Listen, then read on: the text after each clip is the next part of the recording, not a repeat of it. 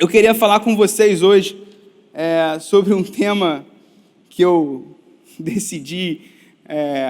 Eu não quero necessariamente provar a veracidade dele, não é isso, você já deve ter lido aí, inclusive, no título, mas o nome do que eu queria o tema do que eu queria falar hoje era Achado não é roubado, tá bom? Achado não é roubado é o tema do que eu vou falar hoje. Não é necessariamente sobre a gente validar esse ditado, mas eu queria falar um pouco, você vai entender com certeza sobre o que eu estou querendo dizer. Tá bom? Então, Mateus capítulo 13, versículo 44. Se você tiver com a sua Bíblia em casa, fique à vontade para ler, senão vai aparecer aqui embaixo. Mateus capítulo 13, versículo 44. Eu vou ler e você acompanha comigo, vou ler na NVT, já apareceu ali. Diz assim, isso aqui é Jesus contando uma parábola para o povo, seus discípulos e também a multidão, tá bom? Diz assim, o reino dos céus é como um tesouro escondido que um homem descobriu num campo. Em seu entusiasmo, ele o escondeu novamente, vendeu tudo que tinha e com o dinheiro da venda comprou aquele campo. Olha só que bacana, essa é uma parábola no meio de tantas outras em que Jesus está contando para os discípulos e para a multidão. Então essa é uma das que ele está contando nesse momento e eu resolvi pegar essa para a gente falar um pouquinho e pensar um pouco sobre o que Jesus quis dizer aqui com essa parábola e eu tenho certeza que vai abençoar a sua vida porque tem abençoado a minha vida demais, cara. Então, eu tenho certeza que vai entrar no seu coração. Isso aí vai fazer toda a diferença. Tá bom? Eu gosto de orar depois que a gente lê, e não tem nada a ver com você, mas tem tudo a ver comigo, que eu gosto de... Tranquilo, você tá aqui e vamos que vamos, beleza? Então, vou orar aqui. Se você puder, feche seus olhos aí em casa também e ora junto comigo. Jesus, a gente te agradece por esse momento, a gente te agradece porque você está aqui, você está dentro da casa dessa pessoa, você está dentro do nosso coração. Jesus, a gente te agradece pelo teu Espírito Santo, que garante para a gente a tua presença hoje. No nome de Jesus, a gente crê que você vai falar com a gente através da tua palavra hoje, e Espírito Santo, esteja à vontade para fazer morada no nosso coração e apontar para Jesus nessa noite. No nome de Jesus é que a gente ora. Você pode dizer amém aí da sua casa? Amém, é isso. Show de bola. Cara, vem cá, te fazer uma pergunta e você responde aí em casa, me ajuda a responder aqui, você que está aqui. Você já se sentiu fora do contexto que alguma situação possa estar acontecendo? Deixa eu refazer a pergunta para ficar melhor. Você já se sentiu fora do contexto de algum cenário? Vou te dar um exemplo. Eu um dia já me chamaram quando eu era adolescente, não agora, mas quando eu era adolescente eu fui para uma festa sem nem saber quem era o aniversariante. Alguém já aconteceu isso? Cara, me chamaram, era meu primo, falou, bicho, vamos lá. Cara, beleza, mas não conheço, beleza, vamos embora então, festa, comida de graça, vamos embora. Chega lá, não sei se já aconteceu isso comigo, chega lá, eu não sei quem é que está fazendo aniversário, também nem me preocupei em perguntar, né? Só quero saber de ir para a festa, chega lá e dou 2 beijinhos na pessoa, fala, e aí, beleza, como é que tá? E todo mundo dando parabéns, dando feliz aniversário, e aí eu volto sem graça, sem nem conhecer a pessoa, e dou os parabéns, e dou feliz aniversário, apesar de contas, nem te conheço, mas parabéns aí, você... É muito legal, cara, deve ser, na verdade, tem gente pra caramba aqui nessa festa, você deve ser uma pessoa muito bacana, então, cara, continua sendo essa pessoa aí pra você ser legal. E, cara, estar fora do contexto, isso aí é culpa minha, tá? Não, de nem me preocupar em saber qual era o contexto que eu estava inserido. Já aconteceu, não sei se você já fez entrevista de trabalho, por exemplo, mas aí vai a dica, né? Você que vai fazer, a galera que vai começar a fazer entrevista aí, vai começar a fazer entrevista para pesquisar, para procurar emprego. Antes de você ir para a entrevista, dá uma pesquisada primeiro, como é que funciona a empresa, de tudo, não precisa saber 100%, não, até porque você não trabalha lá ainda. Mas é bom saber como é que funciona, como é que a galera se veste nesse emprego. É camisa social, é paletó e gravata, é o quê? E já aconteceu, a minha empresa não é assim. Quando chega alguém dessa forma lá, paletó, gravata e blusa de botão, a gente já sabe, né? Vai fazer entrevista e realmente não entendeu. Não é nenhum problema. A gente explica depois, né? Olha, que você pode vir à vontade também, você não precisa vir assim. Você pode continuar vindo assim? Pode, sem problema nenhum. Mas não é bem esse o contexto e tal. E a grande verdade é que a necessidade de você entender o contexto não é para você necessariamente se amoldar ao que está acontecendo. É só para você ser consciente do que você está fazendo. Então não tem problema, né? A pessoa chegar lá e fazer uma entrevista numa empresa que não se veste dessa forma, de paletó e gravata. Mas esteja consciente de que você está indo para um lugar que não é esse o contexto, né? Esse que é o ponto. Por que eu estou falando isso? Cara, contexto, importância do contexto. Paulista, se puder me arrumar um gole d'água, eu agradeço. Importância de você saber o contexto. Cara, isso aí tem tudo a ver com a Bíblia, inclusive.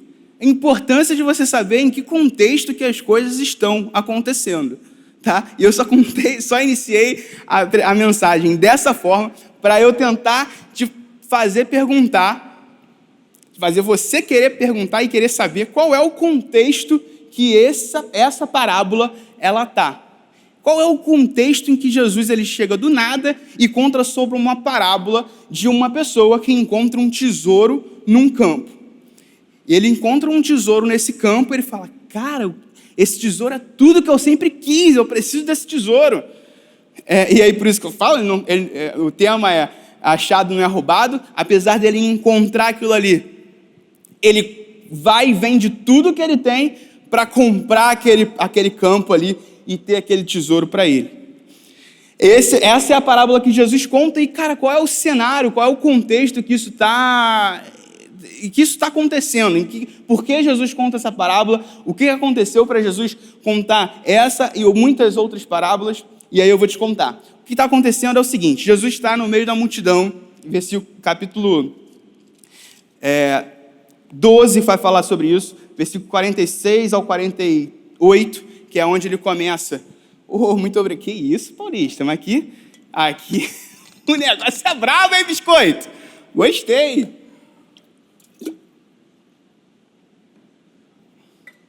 Uma pausa para o gole d'água.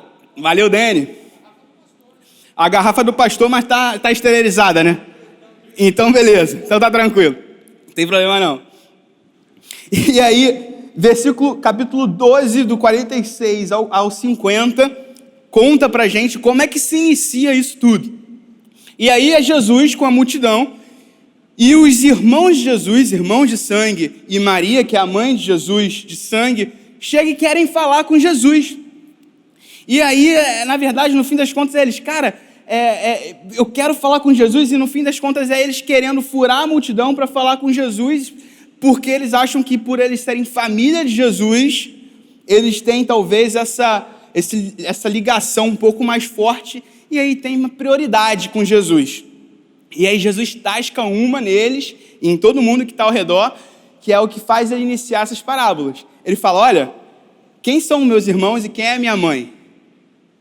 Quem são meus irmãos e quem é minha mãe? Essa é a pergunta de Jesus, e a pergunta parece óbvia, as pessoas olham e falam, você foi criado com eles, o que está acontecendo? E Jesus fala, olha, Jesus aponta para a multidão inteira e fala, esses são minha família. Esses aqui são de fato a minha família. O contexto em que tudo isso acontece é um contexto de inclusão de pessoas. É Jesus incluindo pessoas na família dele, cara. Esse é o contexto em que essa parábola ela é falada. Aí, capítulo 13, ele começa falando sobre, cara, naquele mesmo dia, ou seja, nesse mesmo cenário, nesse mesmo contexto, e aí ele começa a falar algumas das parábolas, e essa que a gente leu é uma delas. Esse é o contexto, guarda isso, inclusão de pessoas, beleza? E aí a parábola, ela é curiosa, talvez uma das parábolas mais lindas que eu conheço, e a mais rápida. É realmente sensacional poder ouvir Jesus falando sobre isso. E equalizar o reino de Deus a uma pessoa, a um homem que encontra um tesouro num campo, vai e vende tudo que ele tem. Tudo que ele tem, ele vende. Cara, o que eu tenho de mais precioso? Eu tenho um negócio ali que é mais precioso ainda. Ele vende tudo que tem para comprar o campo e ter aquele tesouro para ele. No fim das contas, não sei se você está pegando, mas essa história ela aponta para o sacrifício de Jesus, para o que Deus fez com a humanidade inteira, para o que Deus fez com você. O homem que encontra o tesouro é Jesus. Aponta para Jesus te vendo, para Jesus olhando para você e vendo valor em você. Esse é meu tesouro. Jesus aponta para você e fala, cara, isso aqui é o que eu tenho mais precioso, eu preciso vender tudo que eu tenho para ter esse tesouro aqui. O homem aponta para Jesus e o tesouro nada mais aponta para você. Você é esse tesouro que Jesus encontra e vende tudo que ele tem para ter esse campo e poder ter esse tesouro para ele. Tá bom? Então, guarda isso no seu coração, de que você tem esse valor, cara, para Jesus, ao ponto dele dar a própria vida dele, tudo aquilo que ele tinha, ele deu para ter você. E aí, o próximo ponto, que é o ponto que a gente chega, cara, algumas coisas que eu queria, 3 pontos que eu queria falar com você sobre o que esse homem, ou seja, Jesus, ele faz nesse processo dessa parábola, tá bom? E a primeira coisa é que o que esse homem faz ele encontra você. Ele encontra um tesouro. Jesus encontrou você. Sabe, e esse é um pensamento que a gente precisa só colocar ele bem assentado no nosso coração, porque a gente tende a pensar que, na verdade, é a gente que encontra Jesus, a gente que encontra Deus com o que a gente faz, com o que a gente deixa de fazer. Hoje não. Hoje eu não consegui encontrar Deus. Hoje, infelizmente, não tive tempo. Hoje foi um dia em que não encontrei Deus. Hoje, quinta-feira, depois do trabalho, peguei, toquei para casa, botei no YouTube e blá, estou aqui, ó.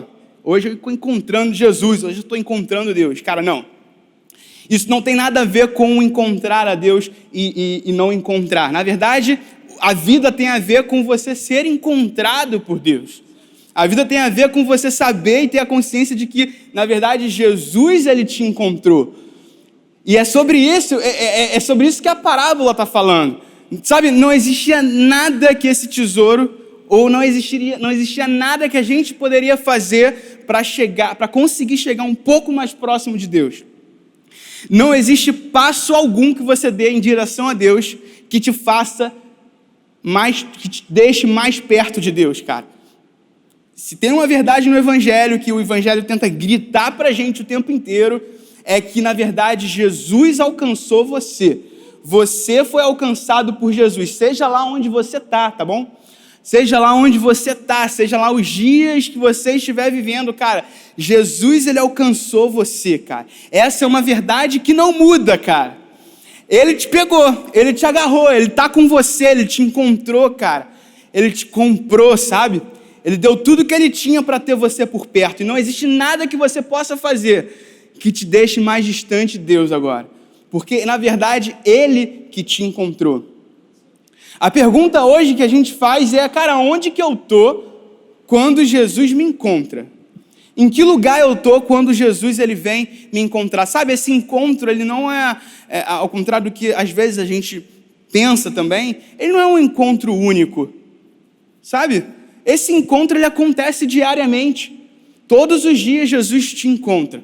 Todos os dias Deus te encontra onde você está. Aonde você está, Ele te encontra. Seja você crente, seja você não crente, bro.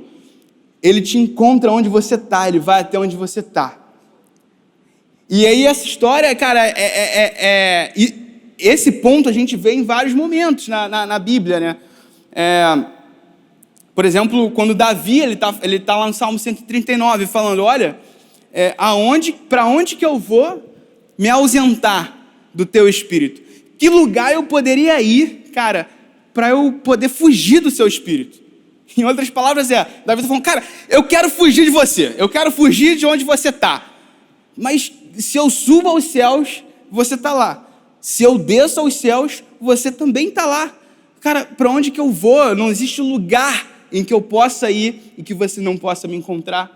No fim das contas, Davi está falando isso. Cara, se eu estou vivendo os melhores dias da minha vida, você consegue me encontrar lá. E consegue me lembrar que, cara, eu pertenço a você, que eu sou seu. Agora, da mesma forma que quando eu estou, sim, cara, no vale, quando eu estou vivendo os piores dias da minha vida, você também consegue me encontrar, cara. Seja lá onde eu for, com as minhas próprias pernas, cara, você me encontra lá. Esse é o nosso Deus, tá? Esse é o seu Deus, é sobre isso que o Evangelho fala, sobre Ele te encontrar onde você está. Agora a pergunta de novo é, cara, onde que você está quando Ele te encontra? É uma pergunta válida. Pode ser que Ele te encontre nos melhores dias, pode ser que Ele te encontre nos piores dias. Aonde que você está quando você é encontrado por Deus? E sabe, eu creio que a gente tem a tendência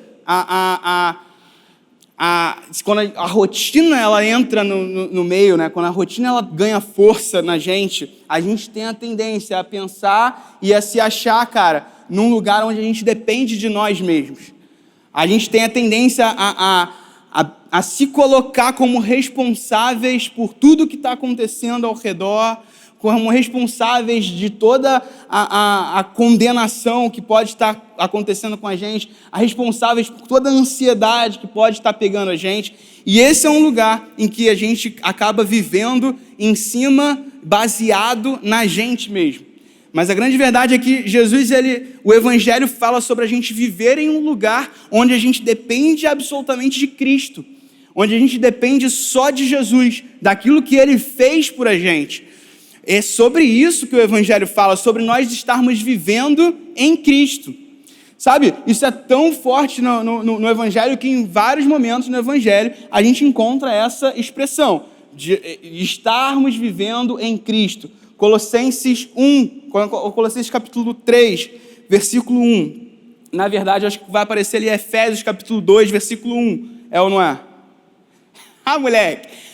Versículo 1 e versículo 2, olha lá, vocês estavam mortos, e aqui ele mostra esses dois lugares em que às vezes a gente acaba caindo. Vocês estavam mortos por causa da sua desobediência e de seus muitos pecados, nos quais costumavam viver como o resto do mundo, obedecendo ao comandante dos poderes do mundo invisível. Ele é o Espírito que opera no coração dos que se recusam a obedecer. Versículo 4, olha o que fala. Mas Deus, sendo rico em misericórdia, com tanto amor que nos amou, que embora estivéssemos mortos por causa dos nossos pecados, Ele nos deu vida juntamente com Cristo. Então, se tem um lugar onde a gente tem vida, é quando a gente depende absolutamente de Cristo, cara. É esse o lugar em que, cara, nós somos encontrados por Deus e não dependemos de nós mesmos, sabe? Quando a gente depende da gente, quando a gente vive uma vida baseada na gente, cara, quando Jesus, ele encontra a gente vivendo na gente mesmo, sei que você está me pegando isso, ele encontra a gente vivendo em ansiedade, ele encontra a gente vivendo, cara, com condenação, com medo, e está tudo bem, ok, sentir tudo isso, ok, passar por tudo isso, mas esteja consciente de que existe um lugar em que Jesus conquistou para você, cara, e que você pode viver também. E esse lugar é um lugar em Cristo, um lugar nele, em Cristo, é um lugar que você tem vida e vida em abundante, em vida em abundância. Tá bom? E aí, cara, esse é um exemplo bacana disso, é a história também, inclusive, de Adão e Eva, né? Quando Adão e Eva, eles pecam, acontece um negócio bacana, que é a primeira vez que Deus fala com o homem depois do homem pecar. Depois do homem pecar, a primeira coisa que Deus fala com Adão e Eva, olha só o que é, Gênesis 3, capítulo 3, versículo 9. Então o Senhor Deus chamou o homem, deixa eu ponto aqui, antes disso. Deus, ele, na viração do dia, ele todo dia ia lá fazer o quê? Encontrar o homem. Deus ia encontrar, Adão não fazia nada para ser encontrado, Adão simplesmente estava lá. O que acontece quando o homem peca? Deus pergunta para ele, aonde você está, Adão? Que lugar é esse que você está, bro? Sabe, onde você está? Eu tô indo te encontrar, mas aonde você está? E essa é uma pergunta linda, porque ela fala, cara, você acha que Deus está perguntando para saber onde Adão está fisicamente? Não é. Ele não está querendo saber onde Adão está no quarteirão terceiro ali do Jardim do Éden. Ele não quer saber isso, ele sabe isso. Mas, Adão, aonde você está, cara? Aonde você está vivendo, sabe? Você está vivendo uma vida baseada em você, sabe? Na condenação que esse pecado trouxe para você, ou você está vivendo no lugar onde eu te coloquei? Aonde você está? Independente, o legal é que independe da resposta de Adão, Deus vai encontrar ele. Deus vai encontrar Adão e Eva, seja lá onde eles estiverem.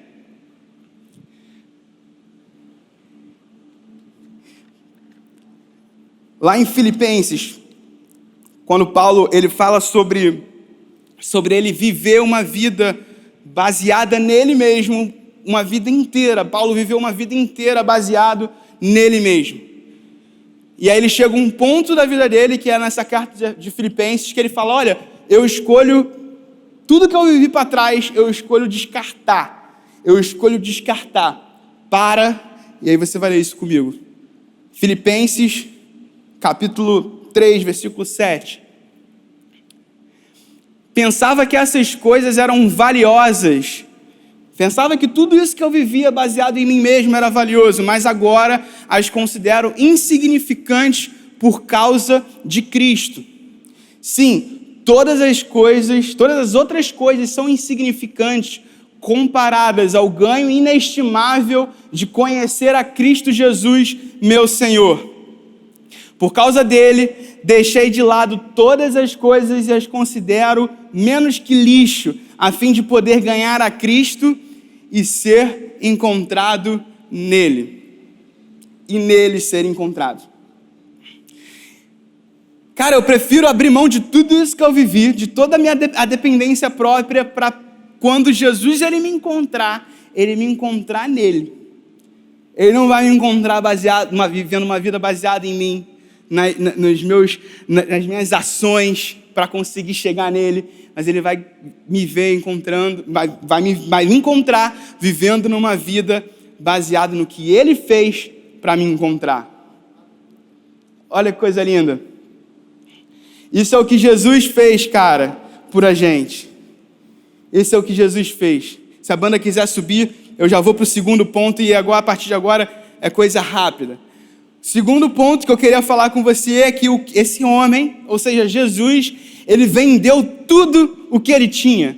Ele vende tudo o que ele tinha. Cara, o que Deus tinha e que ele deu? Cara, Deus tinha Jesus. Lá em Hebreus fala que Jesus ele é a expressão exata de quem Deus é. No fim das contas, Deus entregou Jesus. No fim das contas, Deus entregou Ele mesmo. Ele se deu tudo aquilo que Ele tinha, tudo aquilo que Ele era, Ele se deu. Ele se deu para ter você e eu. A vida dele foi dada para te ter. A vida dele foi dada para te encontrar aonde você está. Ainda em Hebreus, a Bíblia fala sobre as pessoas que viviam antes de Jesus. Todos os profetas, aqueles conhecidos. Abraão, Moisés, Isaac, Jacó, Enoque. Até Enoque fala que não necessariamente era profeta, mas depois vem os profetas, inclusive. Todas essas pessoas que viveram antes de Jesus viveram por causa da promessa. Sabe, cara, o mundo inteiro vive por conta de Jesus. Não existe nada que seja mais precioso nesse mundo do que Jesus, cara. Nada é mais precioso do que a pessoa de Jesus. Todos que viveram antes de Jesus viveram por causa da promessa. E aí em Hebreus ainda fala sobre, mas nós vivemos por algo melhor. Algo melhor por quê? Porque melhor do que a promessa é viver o cumprimento da promessa. Se antes os profetas viviam por causa de uma promessa a respeito de Jesus, hoje a gente vive pela realidade da pessoa de Jesus. Jesus, ele vendeu tudo o que ele tinha. Ele deu tudo o que ele tinha, cara, para te ter. Sabe, não tem cobrança sobre a sua vida que possa te tirar de Deus, cara. Ele te encontrou. Ele pagou por você. Sabe, ele te tem agora. Não existe mais nada que você possa fazer que possa te tirar dessa realidade. Amém? E aí o ponto 3. Você reparou aqui?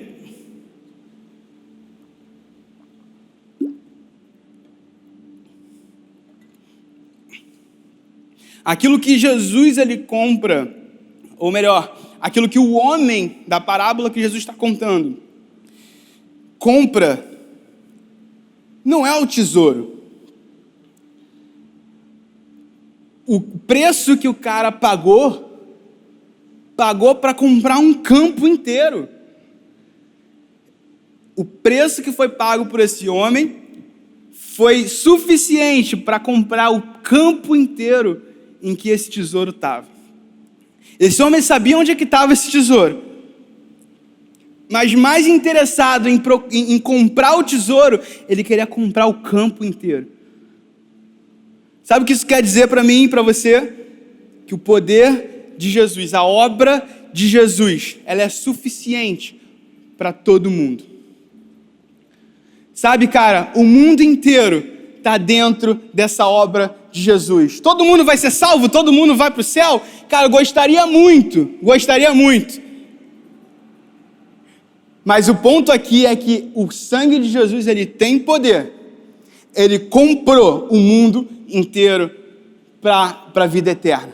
Sabe, é sobre isso o Evangelho. O Evangelho é sobre inclusão de pessoas. É sobre isso que Jesus fala o tempo inteiro. Ei, beleza que você me tem, beleza que você cresceu a vida inteira comigo, mas existem outras pessoas ao seu redor, cara, que elas também são família. E eu faço questão de incluir essas pessoas na minha família também. O Evangelho é sobre inclusão de pessoas. A vida, eu botei uma frase, eu queria ler com você, para ver se faz sentido para você. A sua vida, ela não é só sobre você ter sido encontrado, mas é também sobre outras pessoas serem alcançadas por sua causa. Sabe, cara, o sangue de Jesus tem poder para alcançar as pessoas ao seu redor. E assim como você foi encontrado sem esforço nenhum, você pode ficar tranquilo que esse papel é do Espírito Santo. Só de você estar presente ali, cara, garante para você que Jesus vai alcançar outras pessoas. Jesus vai alcançar as pessoas que estão ao seu redor. Jesus vai alcançar a sua família. Jesus vai alcançar seus colegas de trabalho. Jesus vai alcançar os seus amigos. Cara, você pode crer nessa realidade de que o mesmo sangue que te comprou, o mesmo sangue que te alcançou, é o mesmo sangue que vai alcançar as pessoas ao seu redor. Sabe, o sangue de Jesus, ele tem poder para comprar a sua vida, mas ele tem o poder também para comprar a vida das pessoas que estão ao seu redor. Você crê nisso, cara? É sobre isso que eu queria falar com você, sobre o Evangelho ser sobre inclusão de pessoas, cara. Esteja consciente desse contexto em que o Evangelho está sendo pregado. Esteja consciente de que o Evangelho inclui o seu pai. Esteja consciente que o Evangelho inclui a sua mãe, o seu irmão, o seu primo, a sua prima, a sua irmã. Cara, esteja consciente de que o sangue de Jesus alcança essas pessoas também. Viva consciente, cara, em paz com essa realidade, de que você foi encontrado e vive nesse lugar em que você depende única e exclusivamente de Jesus, cara. E da mesma forma que você foi encontrado, outras pessoas também vão ser. Você crê nisso?